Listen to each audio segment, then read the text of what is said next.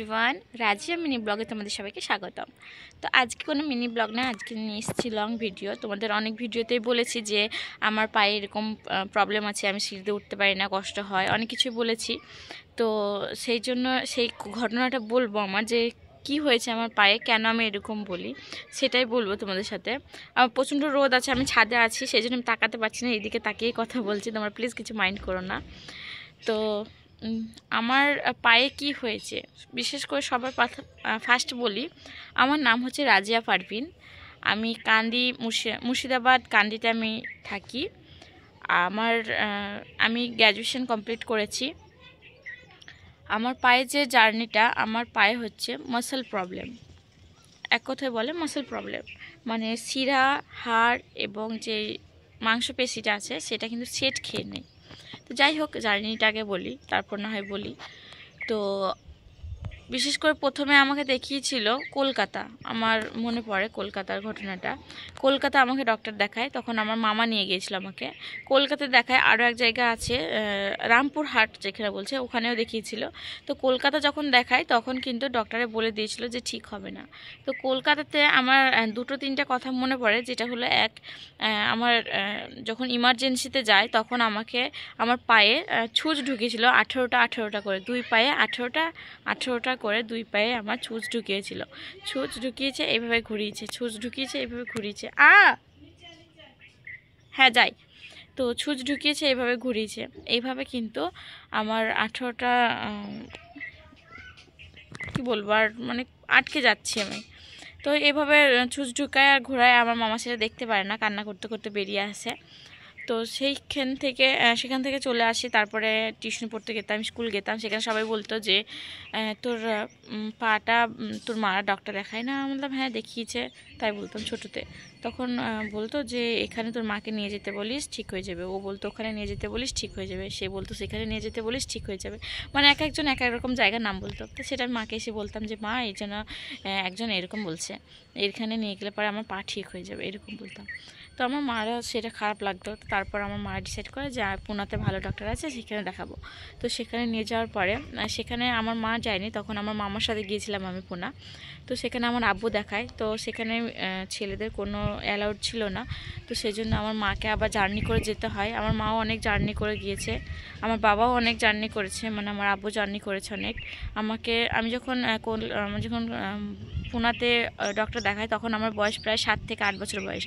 তো সেই বয়সে, অত বড় বয়সে আমাকে আমার আব্বু কোলে নিয়ে পুরো হসপিটাল ঘোরায়। হসপিটাল তো এখানকার মতো না, ওখানে হসপিটাল বিশাল বড়, একটা পুরো পাড়া জুড়ে একটা হসপিটাল, মানে এক জায়গায় এক এক রকম আর কি। তো এক জায়গায় হসপিটাল, এক জায়গায় এমআরআই, এক জায়গায় চেক আপ করে, এরকম। তো সেই জায়গায় কোনো স্কুটি গাড়ি নিয়ে যাওয়া যেত না, কারণ সেই জায়গায় হেঁটে হেঁটেই যেতে হবে। তো আমার আব্বু পুরো হসপিটালটা আমাকে কোলে করে এখান থেকে ওখানে, ওখান থেকে সেখানে, সেখান থেকে সেখানে অনেক জায়গায় নিয়ে গিয়েছে, অনেক অনেক কষ্ট করেছে, অনেক জার্নি করেছে। আরও অনেক কথা আছে যেগুলো আমার মনে নেই, এখন মনে পড়ে না অতটা। কিছু কিছু মনে পড়ে, কিছু কিছু মনে পড়ে না। তো যাই হোক, তখন আমার মাও ট্রেনে যখন যায়, তখন ট্রেনের টিকিটটা কালকে ছিল, আজকে ট্রেনে চেপে পড়েছিল, সেই জন্য সিট পায়নি। তো অনেক কষ্ট করে গিয়েছিল, একদম ট্রেনের যে বাথরুম থাকে সে বাথরুমের নিচে বসে গিয়েছিল। আর সবাই সব রকম বলছিল নেমে যাও, এই টিটি আসলে পারে নামিয়ে দেবে, এই দেবে সেই দেবে। আর তখন আমার মা ফার্স্ট টাইম পোনা যায় একা একা। তো সেই কথা বলতে গেলে আমিও কান্না করতে লাগবো হয়তো। তো আমার মাও সেই কথা মনে পড়ে, আমার মায়ের চোখ দিয়ে জল চলে আসে, মানে পানি পড়তে লাগে চোখ দিয়ে। তো যাই হোক, সেই জন্য আর কিছু বলছি না সেটা। তো পুনা যায়, পুনাতে ডাক্তার দেখায়, এমআরআই করে বলেছিল যে তোমার মেয়ের, মানে আমার আব্বুকে বলেছিল আপনার মেয়ের অনেক ব্রেন আছে, ভালো করে পড়াশোনা করাবেন, দেখবেন কোনো কাজে দেবে।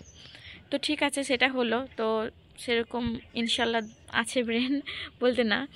তো সেখান থেকে এই ডক্টরে আর একটা কথা বলে, যেটা বলে যে আমার মাসল প্রবলেম, যেটা তোমাদের ফার্স্টে বললাম, মাসল প্রবলেম মানে মানে শিরা পেশি এবং যে হাড় আছে তিনটে সেট খেয়ে নেই, সেই জন্য আমার মাজা থেকে পা পর্যন্ত সেটা বল পাই না, আমি একদমই বল পাই না।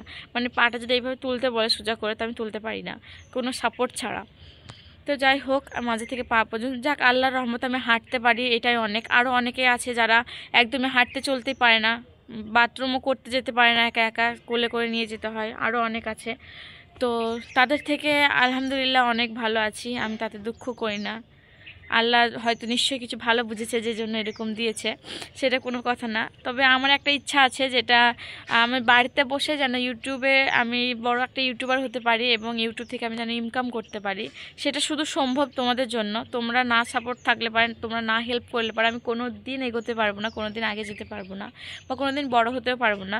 তো তোমরা হয়তো বলবে এগুলো আমি মিথ্যা করে বলছি বা নাটক করছি। না, নাটক না, আমার প্রমাণ সহ আছে। আমি কোনো এক ভিডিওতে আমি হ্যান্ডিক্যাপ সার্টিফিকেটটা দিয়ে দেবো, নাহলে এই ভিডিওতে এই উপরে দিয়ে দেবো হ্যান্ডিক্যাপ সার্টিফিকেটের ছবিটা, তো সেটাও দিয়ে দেবো। এবং আমি কিভাবে হাঁটি, কিভাবে চলি, সেগুলো তোমাদের সাথে শেয়ার করব কোনো এক অন্য ভিডিওতে। এই ভিডিওতে আর দেবো না, কোনো অন্য মিনি ব্লগে আমি দিয়ে দেবো। তো এই হচ্ছে আমার জার্নি, আরও অনেক। আর পায়ে যে প্রবলেমটা কী করে হয়েছিল সেটা তোমাদের বলি। পায়ে প্রবলেমটা হয়েছিল আমি যখন ছোট 1 বছরের, তখন আমার পায়ে একটা আমার মাজায়, পায়ে না, মাজায় একটা কোমরে আমার কন্নিমারি শনিপাত বলে কিছু একটা হয়েছিল, যেটা ফোড়ার মতো দেখতে ছিল। একটা মুখ হয় ভালো হয়ে যায় আবার হয়, আবার একটা মুখ হয় ওই জায়গায় ভালো হয় আবার হয়, মানে একই জায়গায় বারবার অনেকগুলো মুখ হতে থাকে। তো বাড়ির আগে মানুষের সেরকম জানতো না যে সেটা কি করতে হবে কি না করতে হবে। আগে জানতো ফোড়া হয়েছে গেলে দিই, এরকম ভাবতো বা ভেবেছিল। তো সেই ফোড়া বলে গেলে দিয়েছিল, কিন্তু ভালো হয় না। তখন ডক্টরদের কাছে দেখায় এবং অপারেশন করে। তো সে অপারেশনের পর কিন্তু আমি হাঁটতে শিখি। তো তখন আমি হাঁটতাম, সবাই ভাবতো আমি স্টাইল করে হাঁটছি, ছোট বলে এরকম লাগছে, এরকম ভাবতো। তারপর যখন আস্তে আস্তে বড় হয় তখন আমার হাঁটাটা আরও বাড়তে থাকে, যে অন্যরকম হতে থাকে। তখন মারা বুঝতে পারে, তখন কিন্তু আমাকে কলকাতা নিয়ে গিয়েছিল।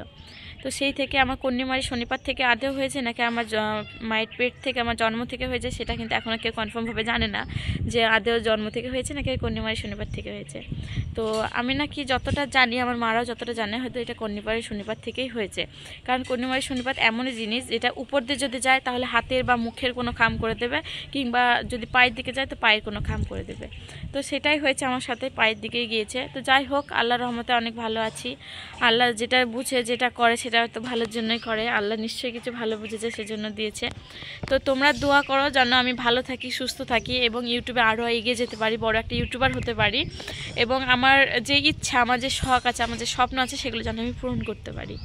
এটাই হলো চাওয়া তোমাদের কাছে। তো আমার ভিডিওটি ভালো লাগলে লাইক কমেন্ট শেয়ার করে দিও, সাবস্ক্রাইব করে পাশে থেকো। যারা আমার নতুন বন্ধু, যারা নতুন ভিডিও দেখছো, তারা সাবস্ক্রাইব করে আমার পাশে থেকো। আর যারা আগে থেকে করেছে সাবস্ক্রাইব, তাদেরকে অসংখ্য অসংখ্য ধন্যবাদ। আজকের মতো এইটুকুই, ভালো থেকো, সুস্থ থেকো, বাই বাই।